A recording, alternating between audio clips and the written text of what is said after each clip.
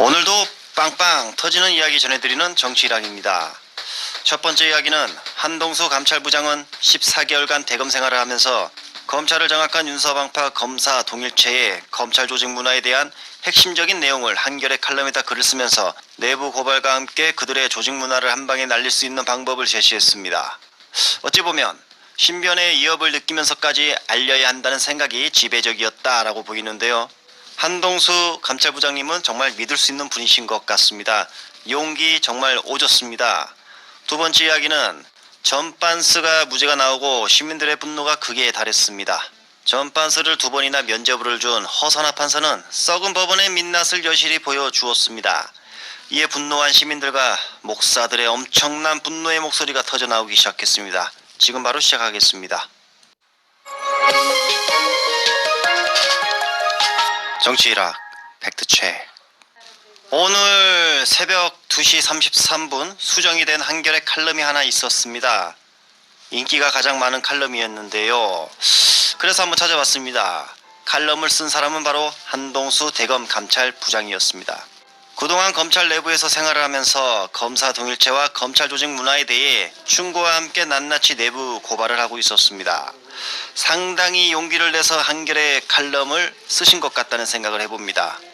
검사들은 검사님이라는 호칭보다 주로 형님, 선배님이라는 호칭을 씁니다. 검찰의 서열화된 이계질서와 한 식구라는 독특한 폐쇄성을 상징적으로 보여주는 간행이 아닐까 생각이 됩니다. 그러니 선배의 말에 무조건 복종하는 규율이 세워지고 나아가 검찰 조직 안에 있을 때에는 범죄와 비리를 저지러도 제 식구 감싸기, 밖에 나가서는 정관예우로 잘 모시는 것이 가능한 조직이 되는 것입니다. 검사 동일체를 떠받치는 장치로는 검찰청법의 규정 이외에도 현실에서 실제 작동하고 있는 수많은 업무 형태와 간행이 존재합니다. 보고와 지시로 이어지는 결재 제도, 사건 배당과 사무 분담, 검사장들의 인사 추천과 상훈, 특수활동비의 수시 집행, 정보부서에 의한 검사 세평 동향 정보 수집, 소수 특수 기획 라인의 내부 여론 형성, 퇴직 후의 변호사 영업과 직결되는 정관예우, 인사권에 대한 영향력 행사 등이 검사 동일체를 지탱하는 주요 요소들이었습니다. 검찰이 더는 뉴스 전면에 나오지 않는 세상을 꿈꿉니다.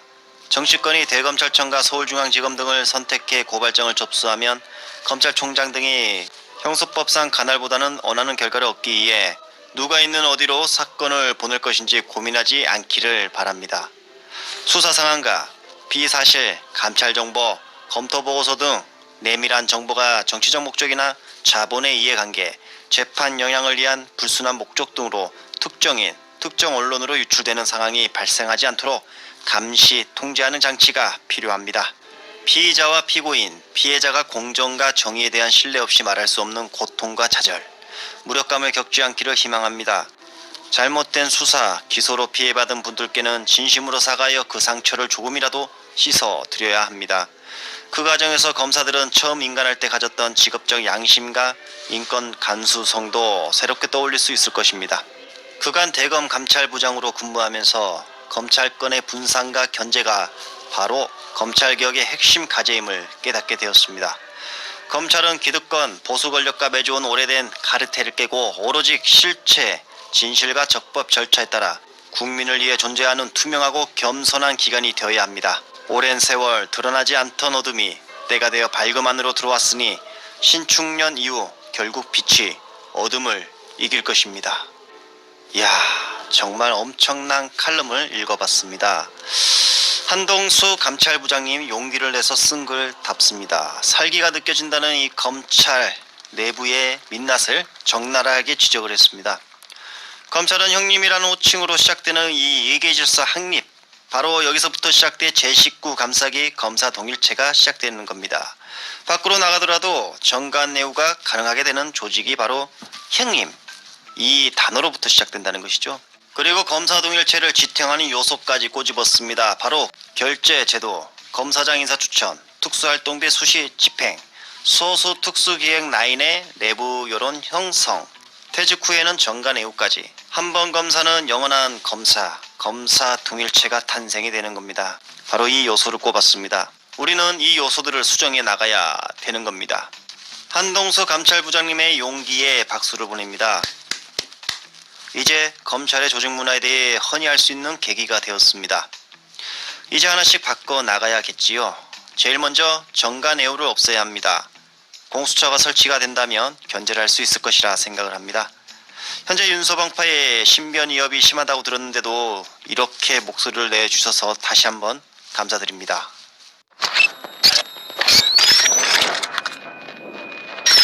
두 번째 이야기는 정강훈 빤수와 허선아 판세에 분노한 시민들의 목소리가 커지고 있었습니다. 우리나라는 법치주의가 아니고 법치를 가장한 자들의 나라인가? 대통령에게 간첩이라고 했는데 무죄라고? 야하하하. 우리나라 판사들의 자질이 부족한 건가? 국민의 상식적 판단에도 못 미치는 판결을 하다니 그러고도 판사라고 말할 수 있나? 참 한시박이 그지없다.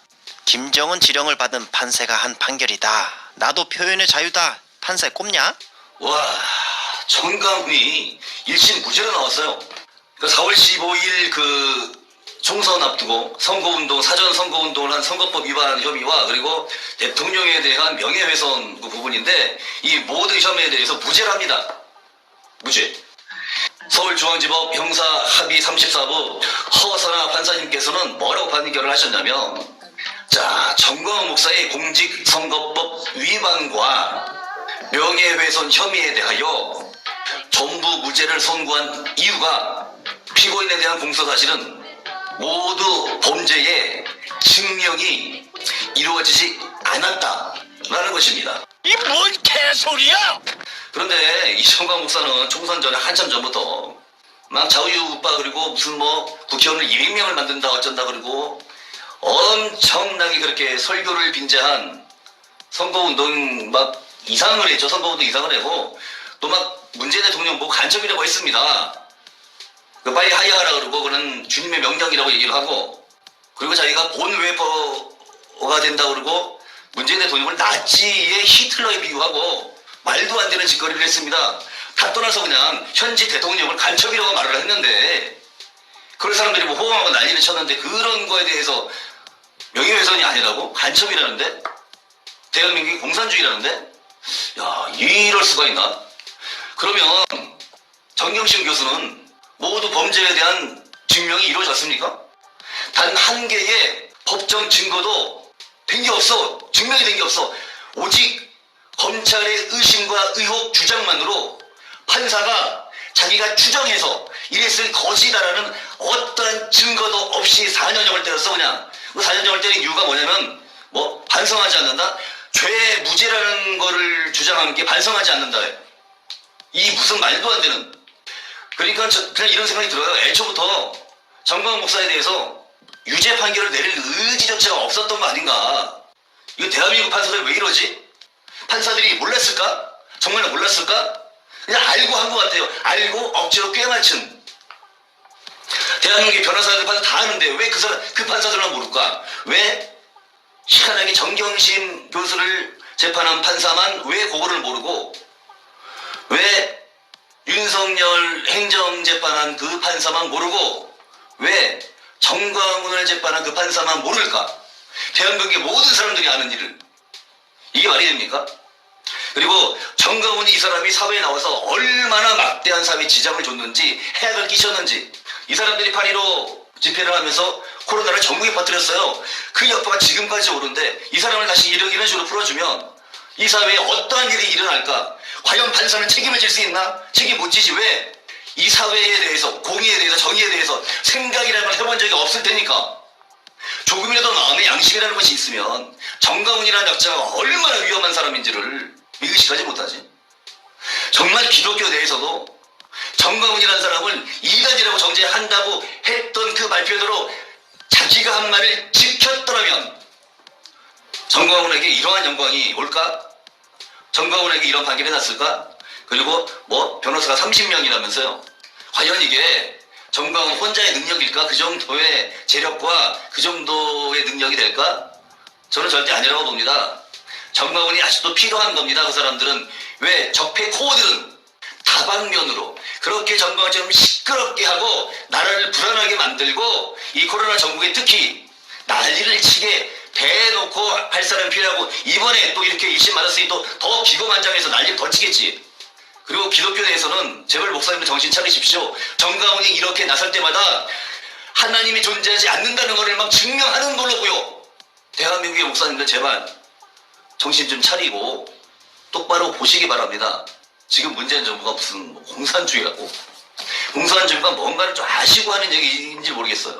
판사가 오래되면 법을 까먹는 다음에 목사들이 오래되니까 자기들이 무슨 신앙을 했고 자기들이 무슨 공부를 했는지 몰라. 너무 게을러.